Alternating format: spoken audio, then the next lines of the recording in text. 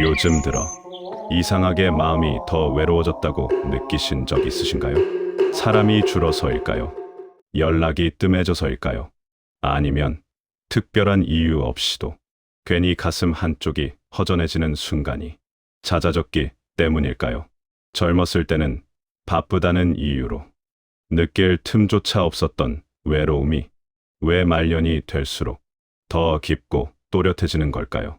부처님은 오래전 이미 이 질문에 대한 답을 남겨두셨습니다. 사람은 혼자가 되어서 외로운 것이 아니라 기대가 남아있을 때 외로워진다고 말입니다.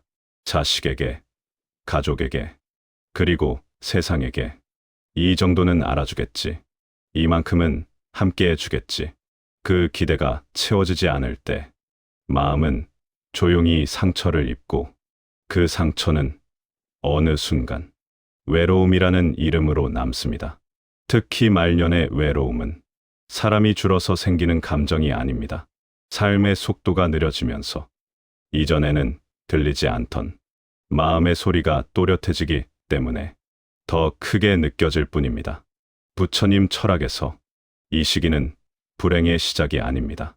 오히려 그동안 미뤄두었던 자기 마음을 마주할 준비가 비로소 된 순간입니다. 우리는 흔히 외로움을 없애야 할 문제로 여깁니다. 누군가를 더 만나야 하고 관계를 더 붙잡아야 하며 혼자 있는 시간을 어떻게든 채워야 한다고 생각합니다. 그러나 부처님은 말합니다. 외로움을 밀어낼수록 그 감정은 더 깊어진다고. 고통은 적이 아니라 나를 비추는 신호이기 때문입니다. 부처님 철학에서 말하는 고독은 외로움과 다릅니다.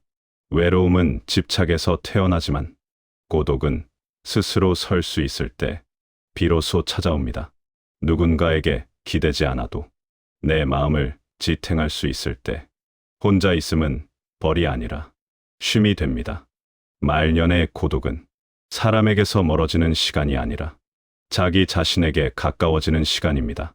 이 영상에서는 말년의 외로움이 왜 깊어지는지, 부처님은 이 고독을 어떤 눈으로 바라보았는지, 그리고 이 시간을 짐이 아닌 수행으로 어떻게 바꿀 수 있는지를 차분히 함께 살펴보려 합니다. 혹시 지금 이 질문이 마음에 남아 있다면 이 영상이 끝날 무렵 당신의 외로움은 조금 다른 얼굴로 다가와 있을지도 모릅니다. 말년의 외로움은 어느 날 갑자기 찾아오는 감정이 아닙니다. 조용히, 아주 천천히 마음의 틈 사이로 스며들어 어느 순간 크게 느껴질 뿐입니다. 사람들은 흔히 나이가 들면 사람이 줄어들어서 외롭다고 말합니다. 연락이 뜸해지고 찾아오는 이가 적어지고 함께 밥을 먹을 사람이 사라지기 때문이라고 말합니다. 하지만 부처님 철학의 눈으로 보면 외로움의 본질은 사람의 수에 있지 않습니다. 부처님은 사람은 혼자가 되어서 외로운 것이 아니라 이해받지 못한다고 느낄 때 외로워진다고 보셨습니다. 누군가 곁에 있어도 내 마음을 알아주지 않는다고 느끼는 순간 외로움은 더 깊어집니다. 반대로 혼자 있어도 마음이 편안한 사람은 외롭지 않습니다. 말년의 외로움이 더 크게 느껴지는 이유는 이해받고 싶다는 마음이 아직 마음속에 남아있기 때문입니다. 자식에게서, 배우자에게서, 오래 알고 지낸 사람들에게서 이 정도는 알아주겠지. 이만큼은 공감해 주겠지. 그 기대가 충족되지 않을 때 마음은 말없이 상처를 입습니다. 부처님은 이 지점을 아주 분명하게 짚으셨습니다. 외로움은 환경의 문제가 아니라 기대가 놓이지 않았을 때 생기는 감정이라고. 기대는 사랑처럼 보이지만 실은 집착의 다른 이름일 때가 많습니다. 그리고 집착은 고통의 씨앗이 됩니다. 젊을 때는 기대가 실망으로 돌아와도 바쁨이라는 이름으로 덮을 수 있었습니다. 일이 있었고 책임이 있었고 몸을 움직일 일이 많았기 때문입니다. 그러나 말년이 되면 삶의 속도가 느려지면서 마음의 움직임이 더 또렷하게 보이기 시작합니다. 부처님 철학에서 이 시기는 불행의 시작이 아닙니다. 오히려 그동안 보지 못했던 자기 마음을 볼 수 있는 때입니다. 외로움이 깊어졌다는 것은 마음이 약해졌다는 뜻이 아니라 마음을 들여다볼 준비가 되었다는 뜻입니다. 사람은 누구나 이해받고 싶은 마음을 가지고 살아갑니다. 그 마음 자체가 잘못된 것은 아닙니다. 하지만 부처님은 그 마음을 당연한 것으로 붙잡는 순간 고통이 시작된다고 말씀하셨습니다. 왜냐하면 타인의 마음은 내 뜻대로 움직이지 않기 때문입니다. 자식은 자식의 삶을 살고 사람들은 각자의 사정을 안고 살아갑니다.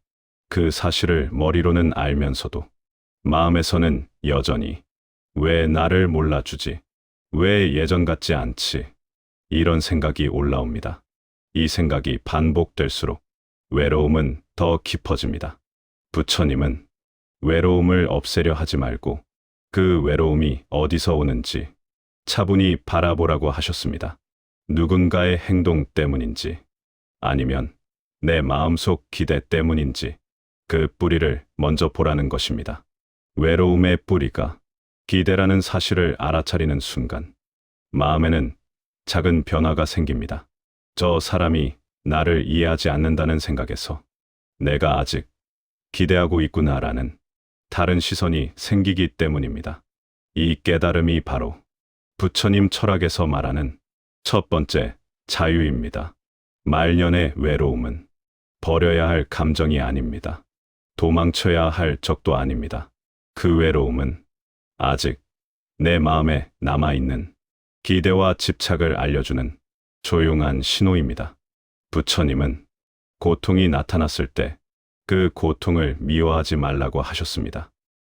고통은 깨달음을 부르는 문이기 때문입니다.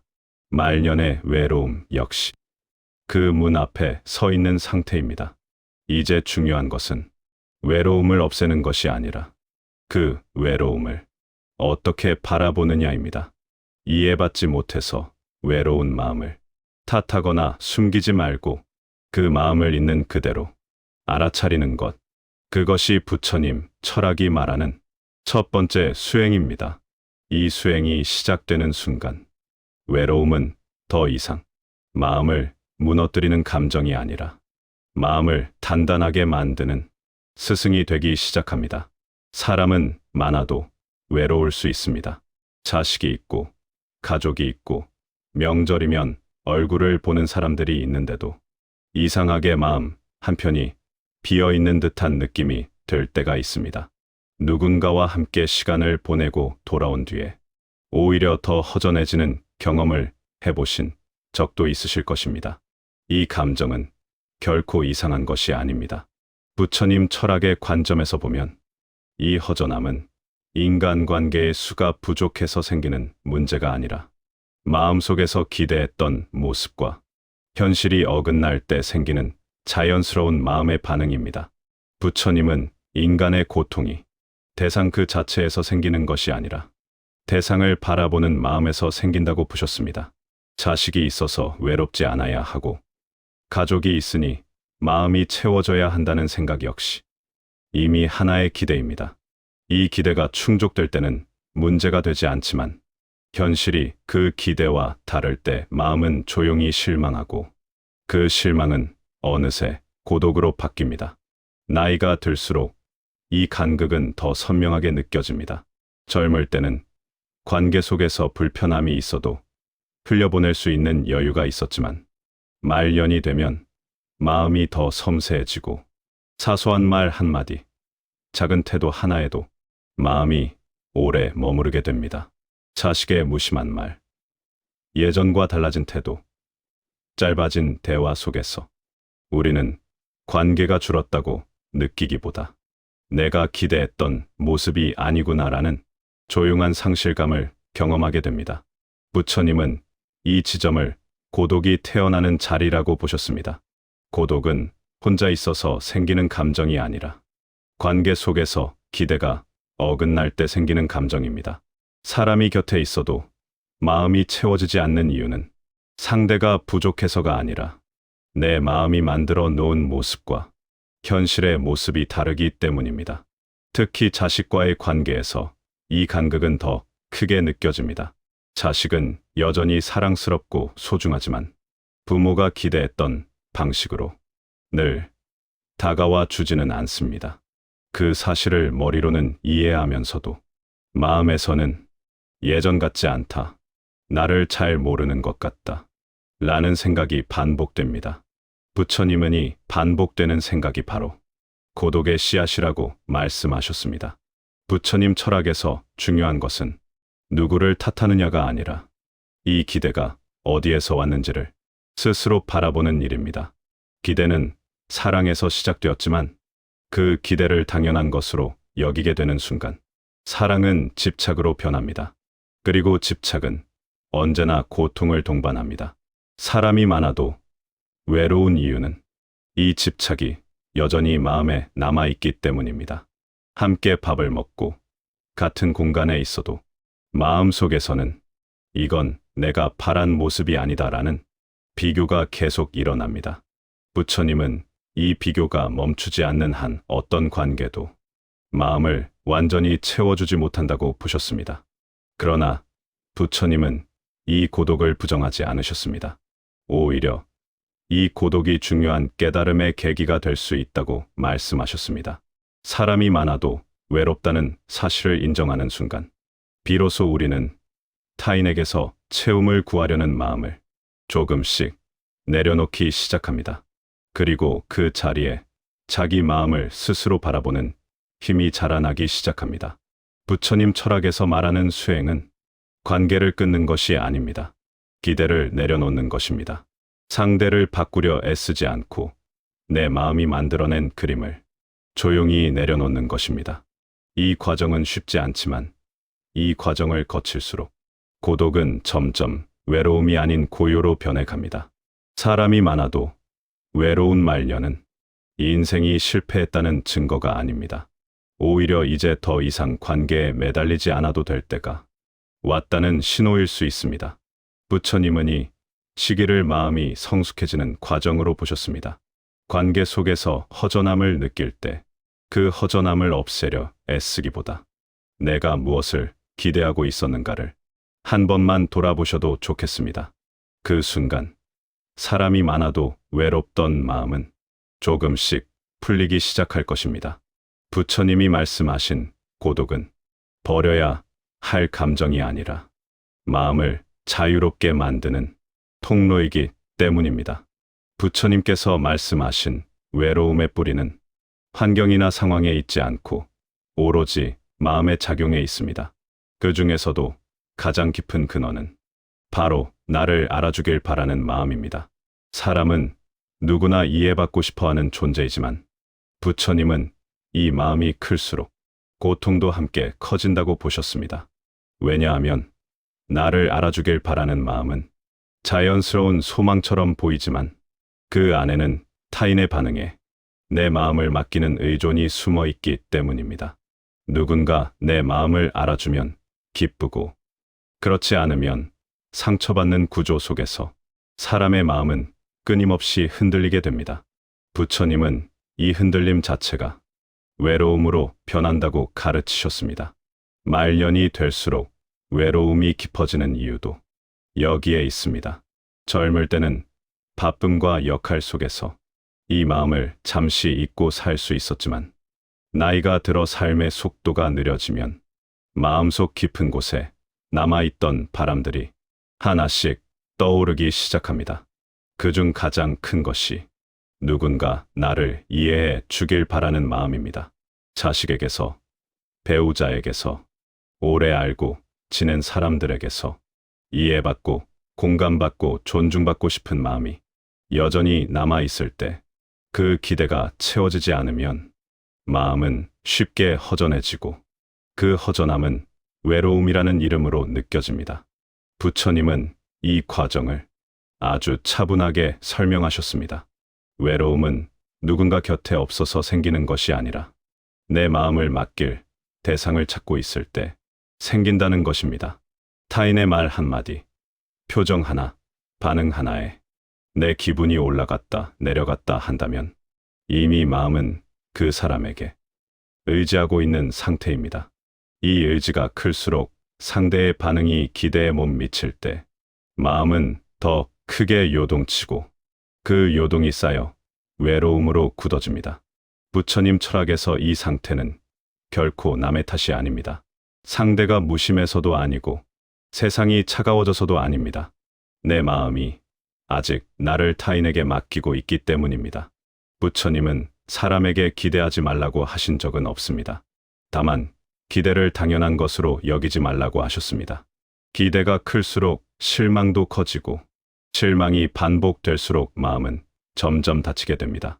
그러나 그 다친 마음의 문 앞에서 사람들은 보통 타인을 원망하거나 스스로를 불쌍하게 여기며 외로움에 머무릅니다. 부처님은 그 대신 한 걸음 더 깊이 들어가 보라고 하셨습니다. 이 외로움의 뿌리가 어디에서 왔는지를 조용히 살펴보라는 것입니다. 나를 알아주길 바라는 마음이 왜 이토록 강한지, 그 마음이 언제부터 자리 잡았는지를 바라보는 순간, 외로움은 단순한 감정이 아니라 내 마음을 비추는 거울이 됩니다. 말년에 느끼는 외로움은 마음이 약해졌다는 신호가 아닙니다. 오히려 이제야 비로소 마음의 작동을 볼 수 있게 되었다는 증거입니다. 부처님은 이 시기를 괴로움의 끝이 아니라 깨달음의 입구로 보셨습니다. 나를 알아주길 바라는 마음을 알아차리는 순간 사람은 조금씩 타인의 반응에서 자유로워지기 시작합니다. 누군가 알아주지 않아도 내 마음을 내가 보고 있다는 사실만으로도 외로움은 서서히 힘을 잃습니다. 이것이 부처님 철학에서 말하는 자기 등불의 시작입니다. 외로움을 없애려 애쓰지 않고 그 외로움의 뿌리를 바로 보는 것. 그것이야말로 말년의 마음을 가장 단단하게 만드는 수행입니다. 부처님은 말씀하셨습니다. 스스로를 의지처로 삼을 수 있을 때 비로소 마음은 흔들리지 않는다고. 말년에 느껴지는 깊은 외로움은 사람에게서 멀어졌다는 신호가 아니라 이제 자기 자신에게 돌아갈 시간이 되었다는 조용한 알림입니다. 부처님 철학에서 고독과 외로움은 비슷해 보이지만 전혀 다른 마음의 상태로 설명됩니다. 겉으로 보면 둘 다 혼자 있는 모습이지만 그 안에서 일어나는 마음의 작용은 정반대라고 할 수 있습니다. 외로움은 혼자 있어서 생기는 감정이 아닙니다. 외로움은 혼자 있는 시간을 견디지 못하는 마음에서 생깁니다. 누군가와 연결되어 있어야만 내 존재가 확인된다고 느낄 때 사람은 혼자 있는 순간마다 허전함과 불안을 느끼게 됩니다. 부처님은 이 상태를 집착에서 비롯된 고통이라고 보셨습니다. 외로움 속에는 늘 무엇인가가 붙어 있습니다. 누군가의 관심, 누군가의 말, 누군가의 인정, 혹은 과거에 따뜻했던 기억까지도 마음은 놓지 못한 채 계속해서 그것을 붙잡으려 합니다. 그리고 그 대상이 곁에 없을 때 마음은 텅 빈 것처럼 느껴지며 그 공백을 외로움이라 부릅니다. 반면에 고독은 다릅니다. 부처님 철학에서 말하는 고독은 결핍의 상태가 아니라 오히려 과잉이 가라앉은 상태에 가깝습니다. 누군가를 붙잡지 않아도 마음이 스스로 서 있을 수 있을 때 사람은 혼자 있으면서도 편안함을 느끼게 됩니다. 이때의 혼자 있음은 고통이 아니라 쉼이 됩니다. 부처님은 고독을 피해야 할 상태로 보지 않으셨습니다. 오히려 고독은 자기 자신을 온전히 바라볼 수 있는 귀한 기회라고 하셨습니다. 세상의 소음이 줄어들고 타인의 시선에서 잠시 벗어났을 때 비로소 마음은 자기 자신의 모습을 드러냅니다. 말년으로 갈수록 이 차이는 더욱 분명해집니다. 젊을 때는 사람들 속에 있어도 자기 자신을 돌아볼 여유가 없었습니다. 그러나 나이가 들면서 자연스럽게 혼자 있는 시간이 늘어나면 그 시간은 외로움이 될 수도 있고 고독이 될 수도 있습니다. 그 갈림길은 오직 마음의 태도에 달려 있습니다. 혼자 있는 시간을 왜 아무도 나를 찾지 않을까라는 생각으로 채우기 시작하면 그 순간 고독은 외로움으로 바뀝니다. 마음은 과거를 떠올리고 사람을 그리워하며 비교와 서운함 속으로 흘러갑니다. 이때 혼자 있음은 쉼이 아니라 고통이 됩니다. 그러나 같은 혼자 있는 시간이라도 지금 이 시간에 내 마음은 어떤 상태일까라고 조용히 바라보기 시작하면 그 순간부터 고독은 전혀 다른 얼굴을 드러냅니다. 누군가를 그리워하는 마음조차 판단하지 않고 바라볼 수 있을 때 마음은 점점 가라앉고 고요함이 스며들기 시작합니다. 부처님은 이 고요함 속에서 지혜가 자란다고 보셨습니다. 고독은 사람을 멀어지게 하는 것이 아니라 번잡한 생각으로부터 잠시 거리를 두게 해줍니다. 그 거리를 통해 사람은 처음으로 자기 자신의 마음을 있는 그대로 보게 됩니다. 외로움은 마음이 밖으로 향해 있을 때 생기고 고독은 마음이 안으로 돌아올 때 시작됩니다. 이 차이를 알지 못하면 사람은 고독을 두려워하고 그 두려움 때문에 불필요한 관계에 매달리거나 마음을 더 지치게 만듭니다. 부처님은 사람 속에 있어도 마음이 고요할 수 있고 혼자 있어도 마음이 충만할 수 있다고 하셨습니다. 중요한 것은 사람의 수가 아니라 마음이 어디에 기대고 있느냐입니다. 말년에 고독이 찾아왔을 때 그 고독을 실패처럼 느낄 필요는 없습니다. 오히려 부처님 철학에서는 그 고독이야말로 삶이 우리에게 준 가장 조용한 가르침일 수 있습니다. 이제 더 이상 밖에서 답을 찾지 말고 안으로 돌아오라는 신호이기 때문입니다. 고독은 사람을 밀어내는 상태가 아니라 불필요한 집착을 내려놓게 하는 상태입니다. 말이 줄어들고 생각이 단순해질수록 마음은 오히려 더 넓어지고 깊어집니다.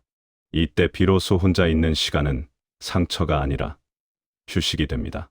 부처님은 깨달음이란 새로운 것을 얻는 것이 아니라 붙잡고 있던 것을 내려놓는 것이라고 하셨습니다.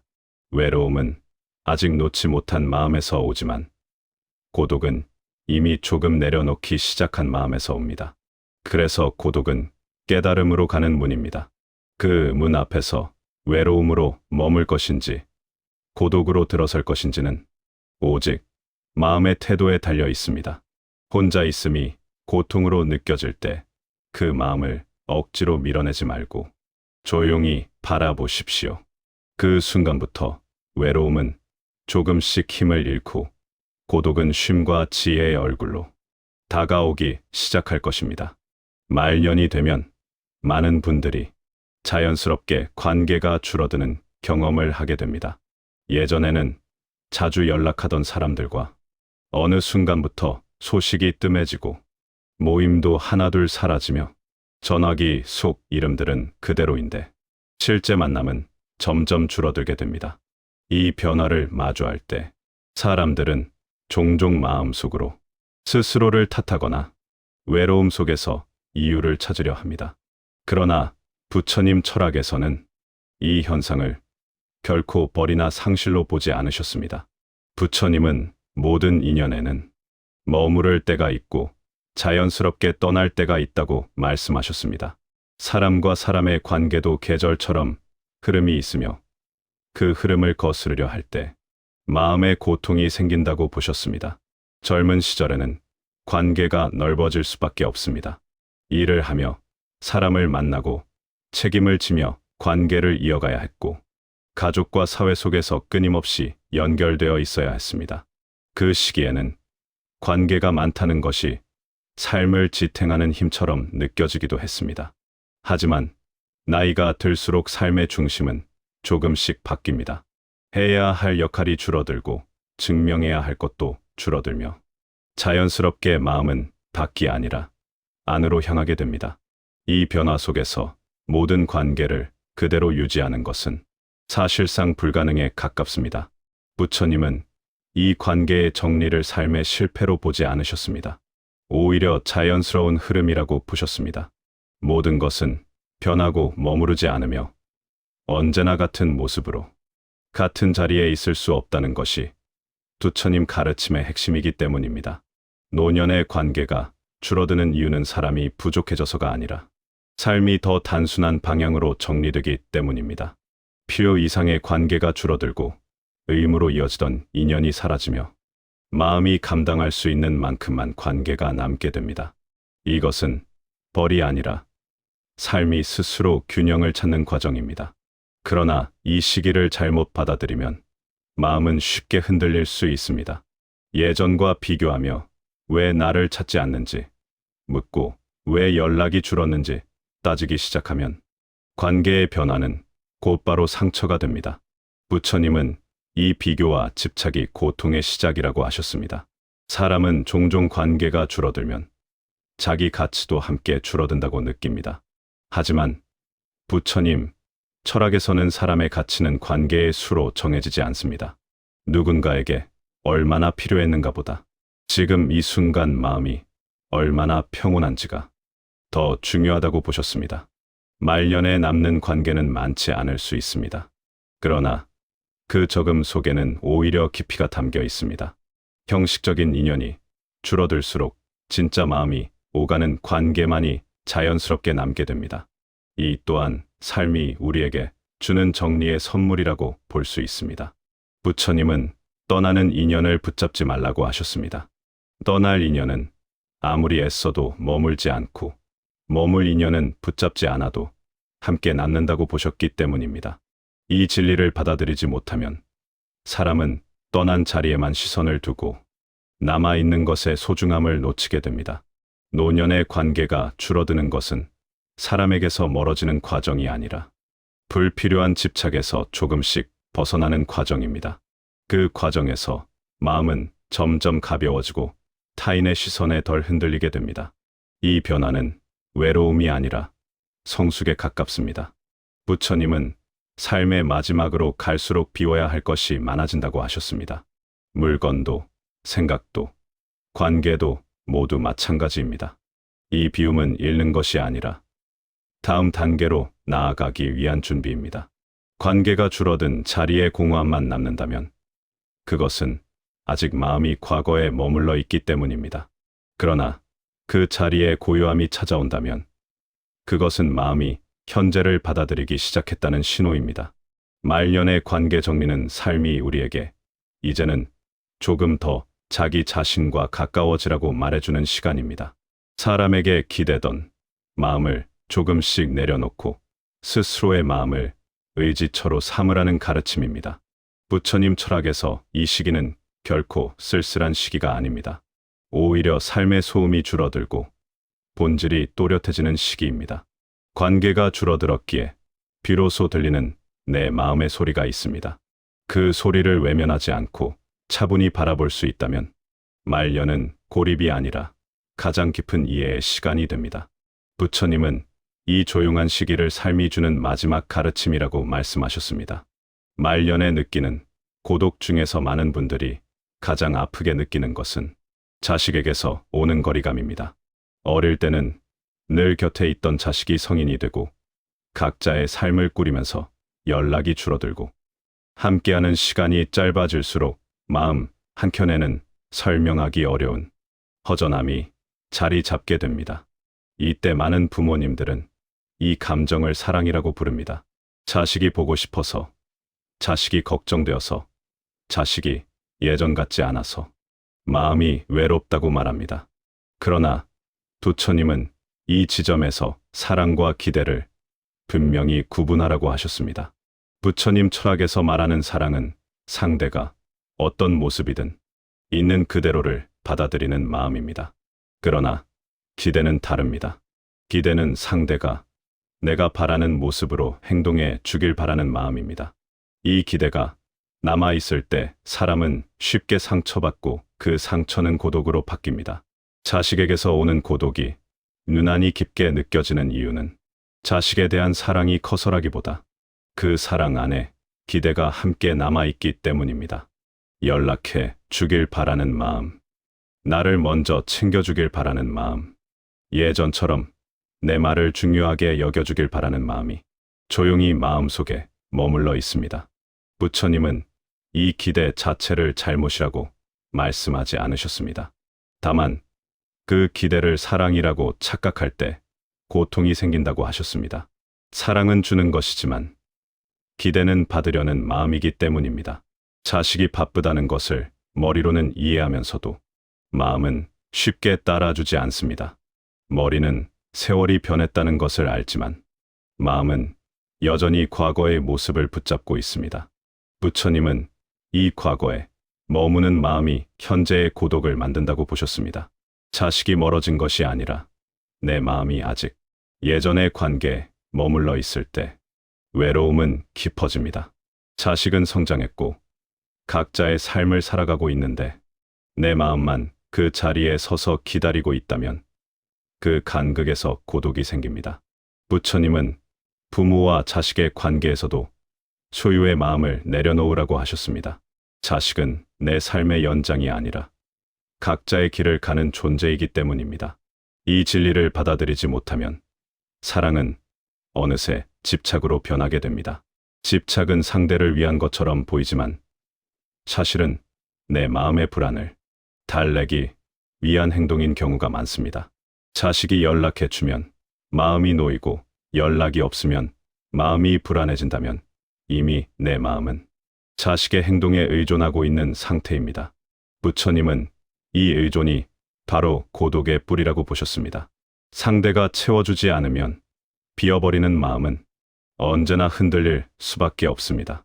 그래서 자식에게서 오는 고독을 근본적으로 내려놓기 위해서는 자식의 행동을 바꾸려 하기보다 내 마음의 방향을 바꾸는 것이 먼저입니다. 자식이 해주지 않는 것에 시선을 두는 대신 지금 이 순간 내 마음이 어디에 머물러 있는지를 조용히 바라보는 연습이 필요합니다. 부처님은 이 바라봄 자체가 수행이라고 하셨습니다. 자식에게서 기대를 내려놓는다는 것은 사랑을 버리는 것이 아닙니다. 오히려 사랑을 더 맑은 형태로 돌려놓는 일입니다. 아무것도 바라지 않기에 상대의 선택을 존중할 수 있고 그 존중 속에서 마음은 조금씩 자유로워집니다. 자식이 연락하지 않아도 내 하루가 무너지지 않고 자식의 선택이 내 가치와 연결되지 않을 때 고독은 점점 힘을 잃습니다. 그 자리에 차분한 평온이 들어옵니다. 부처님은 사랑은 묶는 것이 아니라 놓아주는 것이라고 하셨습니다. 놓아줄수록 관계는 가벼워지고 마음은 덜 아파집니다. 자식을 향한 사랑도 이 진리에서 벗어나지 않습니다. 말년에 자식에게서 오는 고독은 부모로서 실패했다는 증거가 아닙니다. 오히려 이제는 부모라는 역할에서 한 걸음 물러나 한 사람의 존재로 서야 할 시간이라는 신호입니다. 이 시기에 자식에게 기대던 마음을 조금씩 내려놓고 자기 자신의 하루를 스스로 채워나가기 시작하면 고독은 외로움이 아니라 자유로 변하기 시작합니다. 부처님은 스스로를 의지처로 삼을 때 비로소 어떤 관계에서도 상처받지 않는다고 하셨습니다. 자식에게서 오는 고독을 내려놓는 길은 자식을 멀리하는 길이 아니라 내 마음을 바로 세우는 길입니다. 그 길 위에서 사랑은 집착을 벗고 고독은 고통을 벗으며 말년의 마음은 조용하지만 단단해집니다. 혼자 있는 시간이 두려울 때 그 두려움은 외부의 상황 때문이 아니라 내 마음이 아직 스스로와 함께 머무는 법을 익히지 못했기 때문에 생깁니다. 사람이 없어서 불안한 것이 아니라 아무 소리도 없는 순간에 마주하게 되는 자기 자신의 마음이 낯설고 불편하기 때문에 두려움이 생기는 것입니다. 많은 분들이 혼자 있는 시간을 무언가로 채우려 합니다. 텔레비전을 켜두고 라디오를 틀어놓으며 휴대전화를 손에서 놓지 못합니다. 침묵이 생길 틈을 주지 않으려 애쓰는 이유는 고요 속에서 마음이 가만히 있지 못할 것을 이미 알고 있기 때문입니다. 부처님은 침묵이 불편한 이유를 분명하게 말씀하셨습니다. 마음이 아직 분주하기 때문입니다. 분주한 마음은 항상 무언가를 붙잡고 무언가를 생각하며 무언가를 걱정합니다. 이런 상태에서 고요함은 쉼이 아니라 오히려 부담으로 느껴집니다. 혼자 있는 시간이 길어질수록 생각은 더 선명해집니다. 과거의 말 한마디, 이미 지나간 선택, 그때 하지 못했던 행동들이 침묵 속에서 하나씩 떠오릅니다. 부처님은 이 현상을 잘못이라 하지 않으셨습니다. 오히려 마음이 자기 자신을 보여주기 시작한 자연스러운 과정이라고 보셨습니다. 문제는 이 생각들을 마주하는 태도입니다. 생각이 떠오를 때마다 그 속으로 끌려 들어가 후회하고 자책하면 혼자 있는 시간은 곧 고통이 됩니다. 그래서 사람은 그 시간을 피하려 하고 더 많은 소리와 자극을 찾게 됩니다. 그러나 부처님은 도망치지 말고 그 마음을 바라보라고 하셨습니다. 생각을 없애려 하지 말고 그저 그런 생각이 일어나고 있음을 알아차리라고 하셨습니다. 이 알아차림이 생길 때 마음은 생각과 조금씩 거리를 두게 됩니다. 혼자 있는 시간이 두렵게 느껴질수록 사실은 그 시간이 가장 중요한 시간일 수 있습니다. 그동안 바쁨 속에 묻어두었던 마음의 상태가 이제야 드러나기 때문입니다. 부처님은 이 시기를 마음이 성숙해질 기회로 보셨습니다. 말년으로 갈수록 사람과의 만남은 줄어들고 자연스럽게 혼자 있는 시간이 늘어납니다.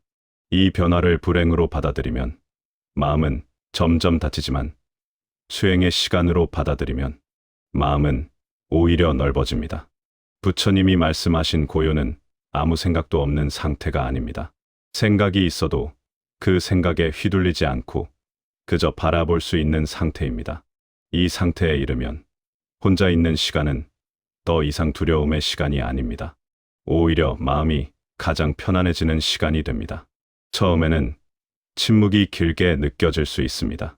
마음이 가만히 있지 못해 계속해서 움직이려 할 것입니다. 그러나 그 움직임마저 판단하지 않고 바라보면 마음은 서서히 속도를 늦추기 시작합니다. 부처님은 이 느려짐 속에서 지혜가 자란다고 하셨습니다. 혼자 있는 시간의 숨소리를 느끼고 몸의 감각을 느끼며 지금 이 순간에 머무르는 연습을 하다 보면 마음은 점점 현재에 머무는 법을 배웁니다. 과거도 아니고 미래도 아닌 지금 이 순간에 머무를 때 두려움은 힘을 잃습니다. 부처님은 자신의 마음을 스스로 바라볼 수 있을 때 사람은 어떤 상황에서도 자유로워진다고 보셨습니다. 혼자 있을 때 불안하지 않으면 사람들 속에서도 필요 이상으로 의존하지 않게 됩니다. 침묵은 공허한 공간이 아닙니다. 침묵은 마음이 쉬어갈 수 있는 가장 깊은 자리입니다. 그 자리에 머무를 수 있을 때 사람은 자기 자신과 비로소 친해집니다. 혼자 있는 시간이 두려움이 아니라 익숙함으로 바뀌는 순간 외로움은 줄어들고 마음은 단단해집니다. 이것이 부처님이 말씀하신 자유의 시작입니다.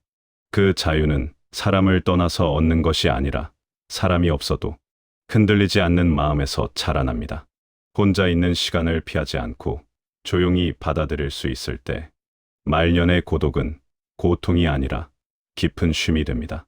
나이가 들면 자연스럽게 혼자 있는 시간이 많아집니다. 자식들은 독립해서 각자의 삶을 살고 오랜 친구들은 하나둘 세상을 떠나거나 건강이 나빠져 만나기 어려워집니다. 배우자마저 먼저 떠나보낸 분들은 더욱 깊은 외로움 속에서 하루하루를 보냅니다. 이런 고독 앞에서 많은 노인들이 우울함과 무기력함에 빠집니다. 하지만 부처님의 가르침은 이 고독의 시간을 전혀 다른 방식으로 바라보게 합니다. 부처님께서 말씀하신 수행은 우리가 흔히 생각하는 것처럼 특별한 장소에서 특별한 의식을 행하는 것이 아닙니다. 절에 가서 기도하고 경전을 외우고 향을 피우는 것만이 수행이 아니라는 뜻입니다. 진정한 수행은 바로 지금 이 순간 내 마음이 어떤 상태인지를 있는 그대로 알아차리는 것입니다. 화가 날 때, 내가 지금 화가 나는구나를 아는 것. 슬플 때, 내가 지금 슬픔을 느끼고 있구나를 아는 것. 외로울 때, 외로움이 내 안에 있구나를 아는 것이 바로 수행입니다. 이렇게 보면 말년의 고독한 시간은 사실 가장 좋은 수행의 기회가 됩니다. 젊었을 때는 일하느라, 자식 키우느라, 사람들 만나느라 정신없이 바쁘게 살았습니다. 내 마음을 들여다볼 여유가 없었습니다. 그저 바깥 세상의 일들에 정신이 팔려 하루하루를 보냈습니다. 그런데 이제 혼자 있는 시간이 많아지면서 비로소 내 마음과 마주할 수 있는 여유가 생긴 것입니다. 부처님은 고독 그 자체가 문제가 아니라고 가르쳤습니다. 문제는 고독을 대하는 우리의 마음가짐입니다. 외로움을 느낄 때 그것을 밀어내려고 하거나 회피하려고 하면 괴로움이 커집니다. 텔레비전을 계속 켜놓거나 누군가에게 전화를 걸거나 갖가 활동으로 시간을 채우려고만 하면 외로움은 더욱 깊어집니다. 왜냐하면 그런 행동들은 외로움을 진정으로 마주하지 않고 도망치는 것이기 때문입니다. 대신 외로움을 있는 그대로 느끼고 관찰하면 어떻게 될까요? 지금 내 가슴이 텅 빈 것 같은 느낌이 드는구나. 누군가 그립다는 생각이 드는구나. 옛날이 자꾸 떠오르는구나. 이렇게 외로움의 실체를 하나하나 알아차리다 보면 신기한 일이 일어납니다. 외로움이 조금씩 힘을 잃습니다. 외로움이라는 것도 결국 마음속에 일어났다가 사라지는 하나의 현상일 뿐이라는 것을 깨닫게 됩니다. 부처님은 모든 것이 변한다는 무상의 법칙을 가르쳤습니다. 젊음도, 건강도, 사랑하는 사람과의 만남도 모두 영원하지 않습니다. 이것을 머리로만 아는 것이 아니라 가슴 깊이 체득하는 것이 수행입니다. 말년에 겪는 고독은 바로 이 무상의 진리를 온몸으로 배울 수 있는 스승입니다. 모든 것이 변하고 떠나간다는 것을, 아무리 붙잡으려 해도 붙잡을 수 없다는 것을 고독은 가르쳐 줍니다. 혼자 앉아 있을 때 호흡을 관찰해 보세요. 숨이 들어오고 나가는 것을 그저 지켜보세요. 복잡한 생각들이 머릿속을 스쳐 지나가는 것을 바라보세요. 저 생각은 과거에 대한 후회구나. 저 생각은 미래에 대한 걱정이구나.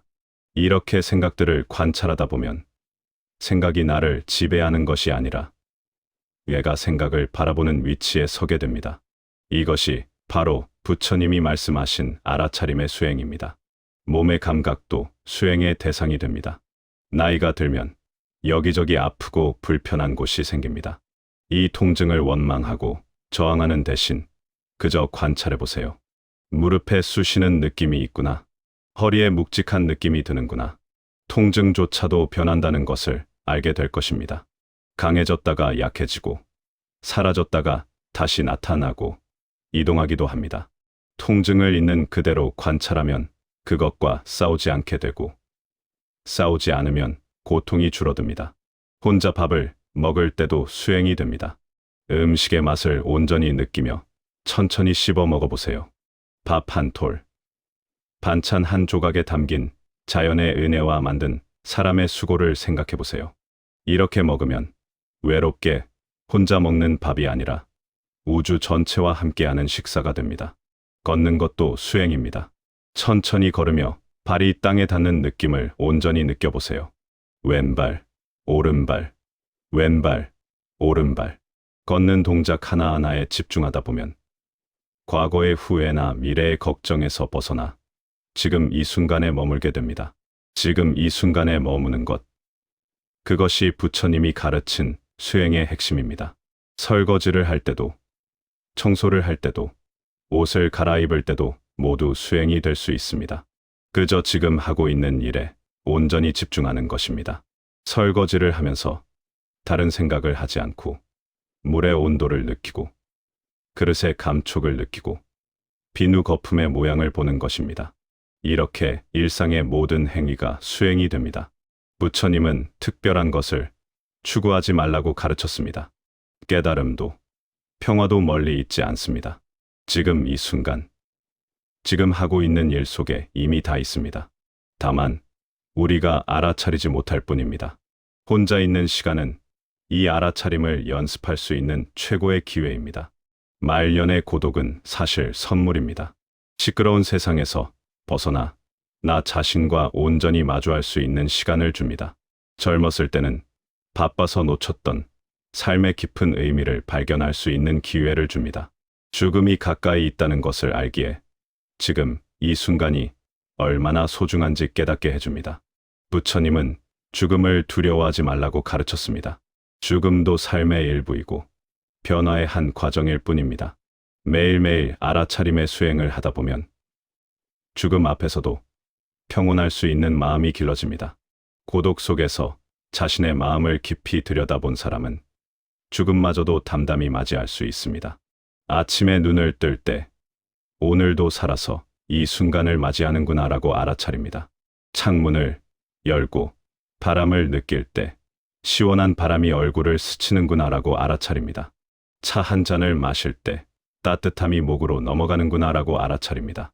이렇게 하루 종일 알아차림 속에서 산다면 그것이 바로 최고의 수행입니다. 결국 고독을 수행으로 바꾸는 비밀은 간단합니다. 회피하지 말고 있는 그대로 받아들이는 것. 지금 이 순간 내 마음과 몸에서 일어나는 모든 것을 알아차리는 것. 그것이 전부입니다.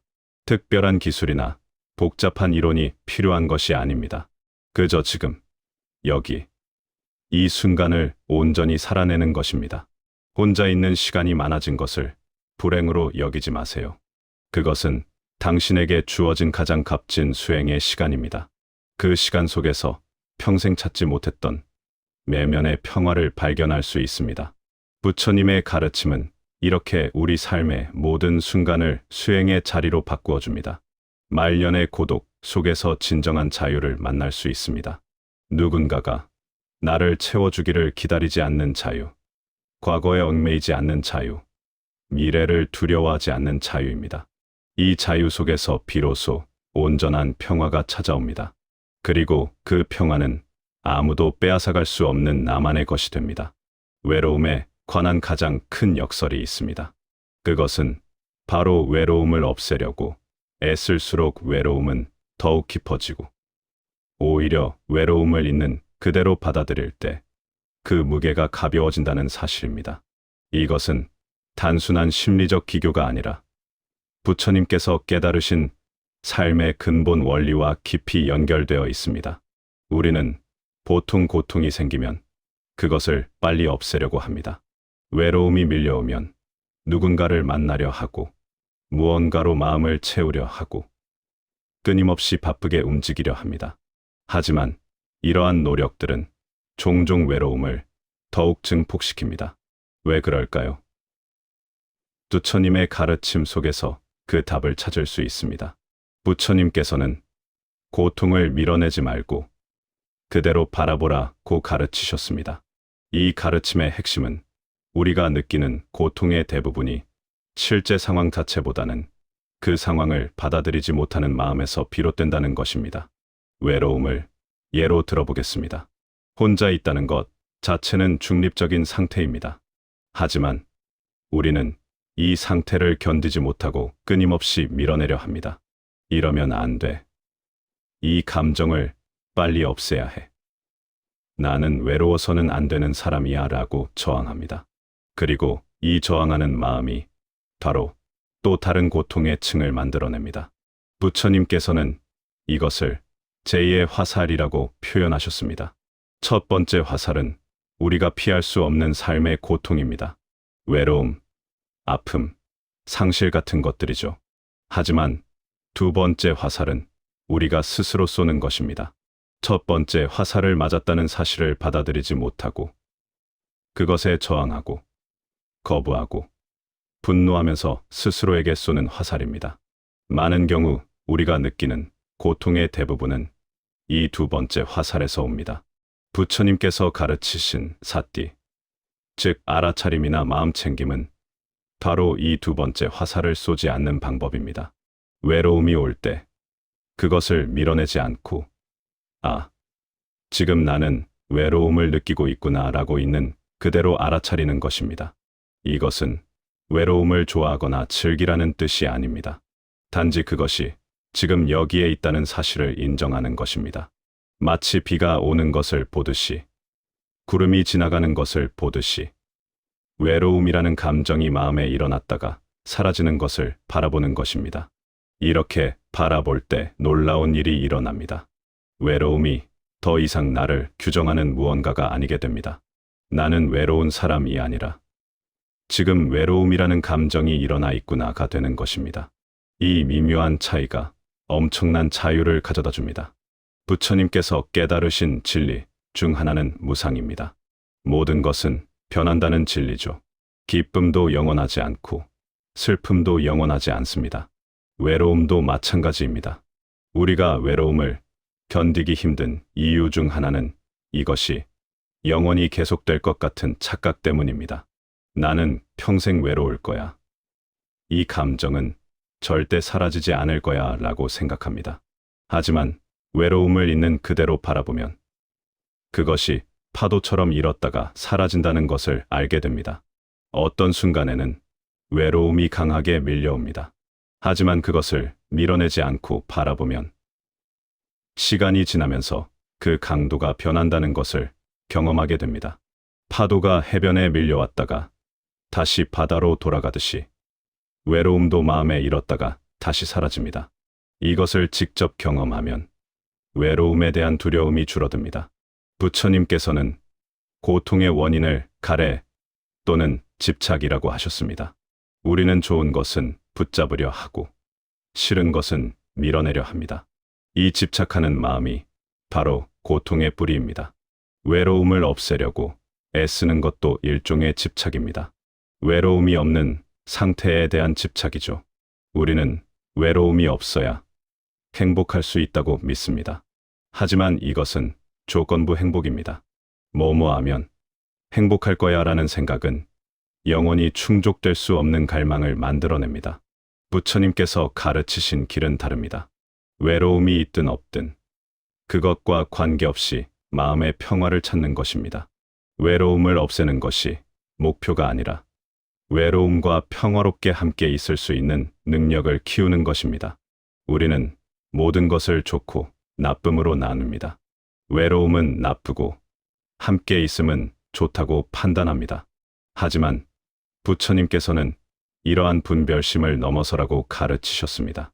외로움을 있는 그대로 바라보면 그것이 단순히 나쁜 것이 아니라는 것을 알게 됩니다. 외로움 속에는 고요함도 있고 자기 자신과 깊이 만날 수 있는 기회도 있습니다. 외로움을 피하지 않고 그 안으로 들어가면 그곳에서 예상치 못한 통찰과 평화를 발견할 수 있습니다. 이것은 외로움을 미화하거나 합리화하는 것이 아닙니다. 다만 좋고 나쁨이라는 이분법적 판단에서 벗어나 있는 그대로의 경험을 받아들이는 것입니다. 부처님의 가르침은 항상 지금 이 순간을 강조합니다. 우리가 고통스러운 이유는 과거를 후회하거나 미래를 걱정하기 때문입니다. 외로움도 마찬가지입니다. 전에는 외롭지 않았는데 앞으로도 계속 외로울 거야 라는 생각이 현재의 외로움을 더욱 무겁게 만듭니다. 하지만 지금 이 순간에만 머물러 보세요. 이 순간 숨을 쉬고 있습니다. 이 순간 심장이 뛰고 있습니다.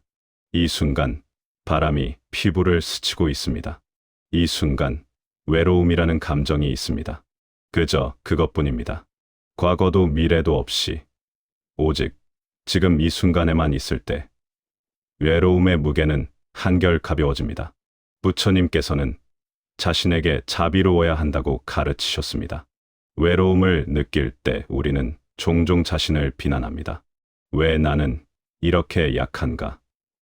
다른 사람들은 괜찮은데 나만 이런가 라고 자책합니다. 하지만 이것은 고통 위에 또 다른 고통을 쌓는 것입니다. 대신 자신에게 자비로운 마음으로 다가가 보세요. 외로움을 느끼는 것은 인간으로서 자연스러운 일이야. 나만 그런 게 아니야. 수많은 사람들이 이 순간에도 외로움을 느끼고 있어. 나는 이 감정을 느낄 자격이 있고 이것으로 인해 나의 가치가 떨어지는 것은 아니야. 이렇게 자신을 부드럽게 대할 때 외로움은 더 이상 싸워야 할 적이 아니라 이해받아야 할 자신의 일부가 됩니다. 부처님께서는 공의 가르침을 주셨습니다. 모든 것은 고정된 실체가 없다는 것입니다. 외로움도 마찬가지입니다. 외로움은 특정한 조건들이 모여서 일어난 것일 뿐 영원하고 독립적인 실체가 아닙니다. 외로움을 만드는 조건들을 들여다보면 그것이 하나의 단단한 덩어리가 아니라 여러 요소들의 일시적 조합임을 알 수 있습니다. 피곤함, 어떤 기억, 특정한 생각, 신체적 감각, 환경적 요인 등이 함께 모여 외로움이라는 경험을 만들어내는 것입니다. 이것을 이해하면 외로움에 대한 집착이 줄어듭니다. 외로움을 하나의 거대한 적으로 보는 대신 일시적으로 모인 여러 조건들로 볼 수 있게 됩니다. 그리고 조건이 변하면 외로움도 변한다는 것을 알게 됩니다. 외로움이 줄어드는 순간은 외로움을 없애려 애쓰지 않을 때입니다. 이것은 포기가 아니라 더 깊은 지혜입니다. 부처님께서 가르치신 것처럼 고통을 밀어내지 말고 그대로 바라볼 때 그 고통은 우리를 가르치는 스승이 됩니다. 외로움을 있는 그대로 받아들이는 것은 쉽지 않습니다. 우리의 모든 본능은 그것을 피하라고 말합니다. 하지만 용기를 내어 외로움 속으로 걸어 들어가 보세요. 그것과 친구가 되어 보세요. 그것이 무엇을 말하려고 하는지 들어보세요. 그렇게 할 때 외로움은 더 이상 당신을 규정하지 않습니다. 당신은 외로움을 느끼는 사람이 아니라 외로움을 포함한 모든 감정을 경험하면서도 그것에 흔들리지 않는 고요한 중심을 가진 사람이 됩니다. 이것이 부처님께서 가르치신 자유의 길입니다. 이 인생의 말년에 찾아오는 고독은 많은 사람들이 두려워하는 것입니다.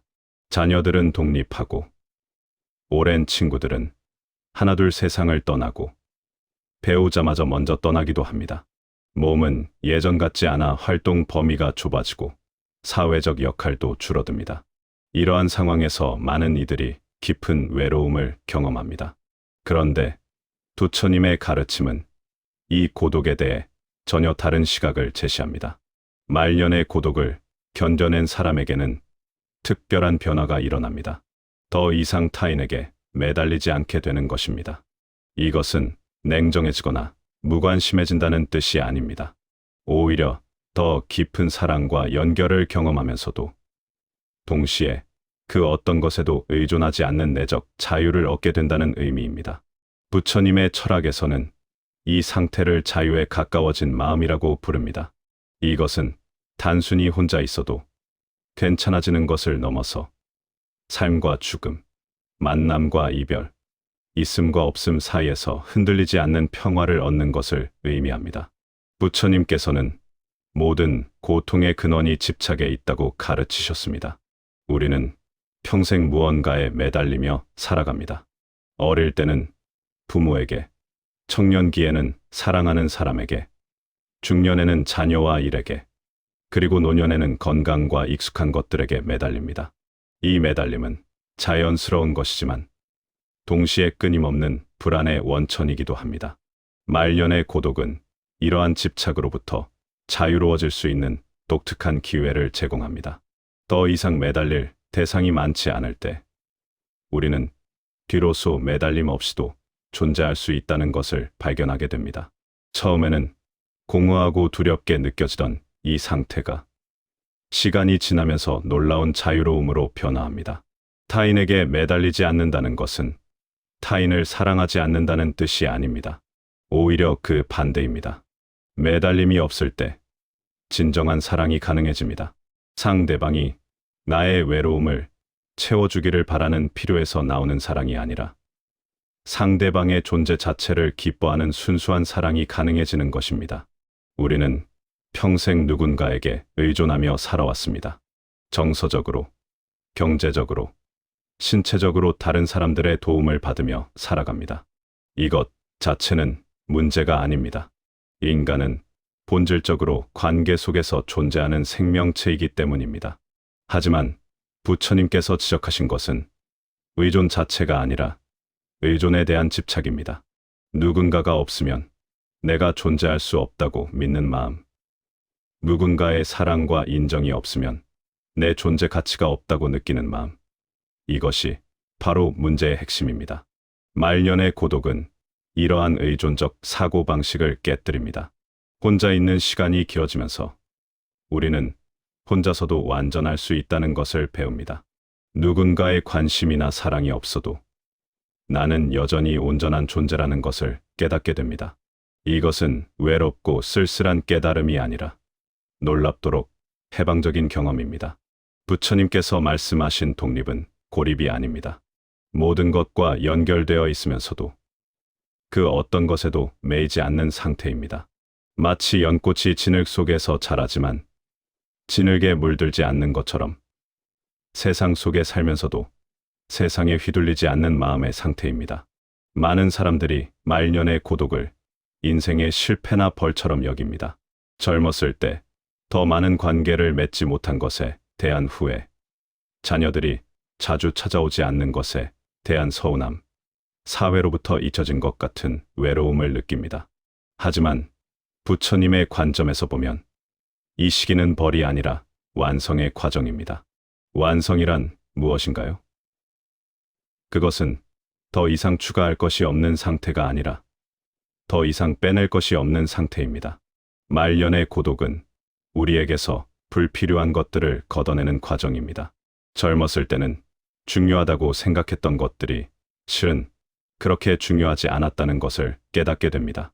사회적 지위, 타인의 평가, 물질적 성취 같은 것들이 서서히 그 의미를 잃어갑니다. 이렇게 불필요한 것들이 벗겨지고 나면 본질만이 남습니다. 지금 이 순간 숨을 쉬고 있다는 것, 하늘을 볼 수 있다는 것, 새소리를 들을 수 있다는 것, 이러한 단순한 것들의 소중함을 깨닫게 됩니다. 이것이 바로 완성입니다. 복잡한 것들이 모두 사라지고 삶의 본질적인 아름다움만이 남는 것입니다. 부처님께서 평생 가르치신 것도 결국 이것입니다. 덜어내고, 비우고, 단순해지는 것. 말년의 고독은 자연스럽게 우리를 이 방향으로 이끕니다. 더 이상 많은 사람을 만날 필요도 없고, 많은 일을 할 필요도 없고, 많은 것을 소유할 필요도 없습니다. 그저 있는 그대로 존재하는 것. 그것으로 충분하다는 것을 배우게 됩니다. 부처님께서 궁극적으로 가르치신 것은 자유였습니다. 생로병사의 고통으로부터의 자유, 탐욕과 분노와 어리석음으로부터의 자유, 과거와 미래에 대한 집착으로부터의 자유입니다. 이 자유는 무책임한 방종이 아니라 어떤 상황에서도 흔들리지 않는 내적 평화를 의미합니다. 말년의 고독을 견뎌낸 사람은 이러한 자유에 가까워집니다. 더 이상 타인의 인정이 필요하지 않을 때 우리는 타인의 평가로부터 자유로워집니다. 더 이상 무언가를 성취해야 한다는 강박이 없을 때 우리는 끊임없는 경쟁으로부터 자유로워집니다. 더 이상 죽음을 두려워하지 않을 때 우리는 진정으로 살아있음을 느낄 수 있습니다. 이 자유는 하루아침에 얻어지지 않습니다. 오랜 시간 고독과 마주하고 그것을 회피하지 않고 견디면서 천천히 얻어지는 것입니다. 처음에는 외롭고 힘들었던 시간들이 나중에 보면 모두 이 자유를 향한 과정이었다는 것을 알게 됩니다. 자유로운 마음은 역설적으로 더 깊은 연결을 가능하게 합니다. 타인에게 매달리지 않기 때문에 오히려 타인과 더 진실하게 만날 수 있습니다. 무언가를 얻으려는 의도 없이 순수하게 그 순간을 함께할 수 있습니다. 이것이 부처님께서 말씀하신 자비의 진정한 의미입니다. 말년의 고독이 주는 첫 번째 선물은 자기 자신과의 화해입니다. 평생 다른 사람들의 기대에 맞춰 살아온 우리는 고독 속에서 비로소 진정한 자신을 만나게 됩니다. 더 이상 누구에게 보여주기 위해 살 필요가 없을 때 우리는 진짜 자신이 누구인지 알게 됩니다. 두 번째 선물은 현재 순간에 대한 깊은 감사입니다. 미래에 대한 계획이나 과거에 대한 후회가 줄어들면서 지금 이 순간의 소중함이 더욱 선명하게 느껴집니다. 아침에 눈을 뜬다는 것, 차 한 잔을 마실 수 있다는 것, 창밖의 풍경을 볼 수 있다는 것, 이 모든 것이 기적처럼 느껴지기 시작합니다. 세 번째 선물은 죽음에 대한 평화로운 수용입니다. 고독 속에서 우리는 자연스럽게 죽음을 생각하게 됩니다. 처음에는 두렵지만 시간이 지나면서 죽음도 삶의 일부라는 것을 받아들이게 됩니다. 부처님께서 가르치신 것처럼 태어남이 있으면 죽음도 있는 것이 자연의 이치입니다. 이를 받아들일 때 우리는 비로소 진정으로 살 수 있습니다. 네 번째 선물은 지혜입니다. 오랜 세월 살아오면서 겪은 경험들이 고독한 시간 속에서 숙성됩니다. 바쁘게 살 때는 놓쳤던 삶의 의미들이 고요한 시간 속에서 선명하게 드러납니다. 이 지혜는 책에서 배운 지식이 아니라 삶을 통해 체득한 깊은 이해입니다. 말년의 고독을 벌로 보는 시각을 바꿔야 합니다. 그것은 벌이 아니라 선물입니다. 이 인생의 다른 시기에는 얻을 수 없는 특별한 기회입니다. 젊었을 때는 너무 바빠서, 중년에는 책임이 너무 많아서 갖지 못했던 고요한 시간을 이제 가질 수 있습니다. 이 시간을 어떻게 사용할지는 우리의 선택입니다. 외로움과 후회 속에서 보낼 수도 있고, 깊은 평화와 자유를 향해 나아갈 수도 있습니다. 부처님의 가르침은 후자를 선택하도록 우리를 안내합니다. 고독은 우리를 약하게 만드는 것이 아니라 강하게 만듭니다. 혼자서도 평화로울 수 있을 때 우리는 진정으로 강한 사람이 됩니다. 타인의 존재가 우리 행복의 조건이 아니게 될 때 우리는 진정한 자유를 얻습니다. 말년의 고독은 완성의 과정입니다. 그것은 인생이라는 긴 여정의 마지막 단계로서 우리를 궁극적인 평화와 자유로 이끕니다. 부처님께서 걸으신 길도 결국 이 자유를 향한 것이었습니다. 말년의 고독 속에서 우리도 그 길을 걷고 있는 것입니다. 삶의 말년으로 갈수록 우리는 점점 더 조용한 자리에 서게 됩니다. 사람의 수는 줄어들고 일정은 단순해지며 하루의 대부분을 자기 자신과 함께 보내게 됩니다. 이 변화 앞에서 누군가는 외로움을 느끼고 누군가는 두려움을 느낍니다. 그러나 부처님 철학에서 이 시기는 결코 삶이 줄어드는 시간이 아닙니다. 오히려 삶의 겉이 벗겨지고 본질이 드러나는 시간입니다. 그동안 관계와 역할, 책임 속에 가려졌던 내 마음의 모습이 이제야 조용히 모습을 드러냅니다. 외로움은 사람이 없어서 생기는 것이 아니라 마음이 아직 무언가를 붙잡고 있을 때 생깁니다. 기대, 비교, 과거에 대한 집착이 마음속에 남아 있을수록 혼자 있는 시간은 고통이 됩니다. 부처님은 이 고통을 억지로 없애려 하지 말고 그 뿌리를 바라보라고 하셨습니다. 고독은 외로움과 다릅니다. 외로움은 마음이 밖을 향해 있을 때 생기고, 고독은 마음이 안으로 돌아올 때 시작됩니다. 침묵이 불편하다는 것은 마음이 아직 분주하다는 뜻이지만, 그 분주함을 차분히 바라볼 수 있게 되는 순간 침묵은 쉼으로 바뀝니다. 자식과의 거리, 관계의 정리, 혼자 있는 시간은 벌이나 실패가 아닙니다. 모든 것은 변하고 머무르지 않는다는 삶의 흐름 속에서 자연스럽게 찾아온 단계입니다. 이 흐름을 거스르지 않을 때 마음은 오히려 가벼워집니다. 부처님은 사람에게서 답을 찾지 말고 자기 마음을 의지처로 삼으라고 하셨습니다. 누군가 알아주지 않아도 내 마음을 내가 보고 있다면 그 자체로 이미 충분하다고 하셨습니다. 말년의 고독은 사람에게서 멀어지라는 신호가 아니라 자기 자신에게 돌아오라는 초대입니다. 이 초대를 받아들일 때 외로움은 점점 힘을 잃고 고요 속에서 지혜와 평온이 자라기 시작합니다. 지금 이 순간 혼자 있는 시간이 조금 낯설고 두렵게 느껴지신다면 그것은 잘못이 아닙니다. 오히려 마음이 깊어지고 있다는 증거입니다. 부처님은 이 조용한 시기를 삶이 주는 가장 마지막 가르침으로 보셨습니다. 오늘 하루 무언가를 더 채우려 애쓰기보다 잠시 멈추어 내 마음을 바라보는 시간을 허락해 보시길 바랍니다. 그 짧은 고요 속에서 마음은 서서히 자기 자리를 찾아갈 것입니다. 이 이야기가 당신의 마음에 조금이라도 위로가 되었다면 앞으로도 부처님 철학으로 삶을 함께 돌아보는 시간에 동행해 주시길 바랍니다. 구독과 좋아요는 이 채널이 계속해서 조용하지만 깊은 이야기들을 전해드릴 수 있는 큰 힘이 됩니다. 함께 마음을 살피는 길에 계속해서 함께 해주세요.